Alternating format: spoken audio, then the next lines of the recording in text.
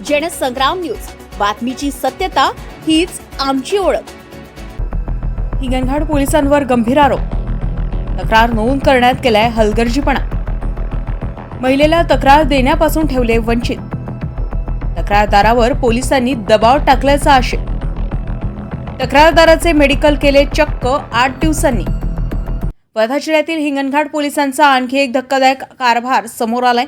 शेताच्या रस्त्याच्या वादातून पती पत्नीला बेदम मारहाण करण्यात आली होती। सदर झालेल्या मारहाणीत फिर्यादीच्या डोळ्याला गंभीर दुखापत झाली होती। याबाबतची तक्रार नोंद करण्यास हिंगणघाट पोलीस ठाणे गाठले असता पोलिसांद्वारे तक्रार नोंदणी प्रक्रियेत मोठी हयगय करीत मारहाण झालेल्या महिलेची तक्रारही पोलिसांनी घेतली नसल्याचा गंभीर आरोप आहे। आपण आपल्या बाजूच्या शेतकऱ्याच्या विरोधात जे आहे तक्रार नोंदवली होती, नेमकं काय प्रकरण होतं आणि काय घटना घडली होती? आम्ही त्या शेताच्या रस्त्यातून वडलोपार्जित रस्ता असल्यामुळे आम्ही तिथून जात आहे आणि त्या दिवशी आम्ही जात होतो तर दुपारला पण आमच्यासोबत वाद केला त्यांनी आणि मग संध्याकाळच्या वेळेस घराकडे येत होतो तेव्हा डायरेक्ट मारहाण केली आम्हाला। आम्ही पोलीस स्टेशनला रिपोर्ट देण्यासाठी गेलो असता त्यांनी रिपोर्ट न घेता पहिले आम्हाला सरकारी दवाखान्यात पाठवलं मेडिकलसाठी। तर मेडिकल काही झालं नाही त्या दिवशी।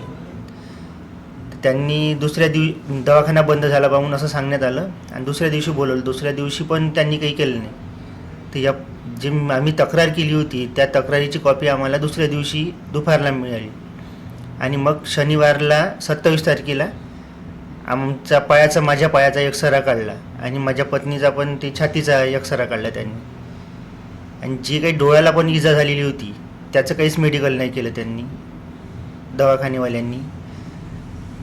आम्ही मग डोळ्याचं काहीच नाही झालं त्याच्यामुळे आम्ही वर्धेच्या SP साहेबांना भेटलो। तर त्यांनी हिंगणघाटच्या SP साहेबांना फोन केल्याच्यानंतर त्यांनी डोळ्याचं मेडिकल वर्धा सिव्हिल हॉस्पिटलमध्ये केलं।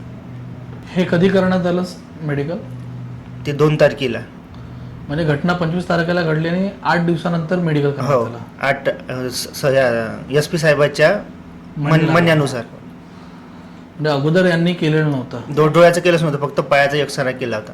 बयान नोंदवला होता, तोच बयान त्यांनी ठेवला होता का की बदल करण्यात? माझं बयानच नाही घेण्यात आला त्याच्यात। तुमचा बयान घेण्यात नाही आला? नाही, घेण्यातच नाही आला।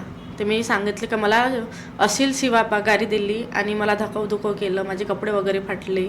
तर त्यांनी माझा बयान न घेता मला असं म्हटलं की याच्या वेशेला इज्जत वेशेला कशाला टांगता, अशी हे करून आम्हाला काढून दिले त्यांनी।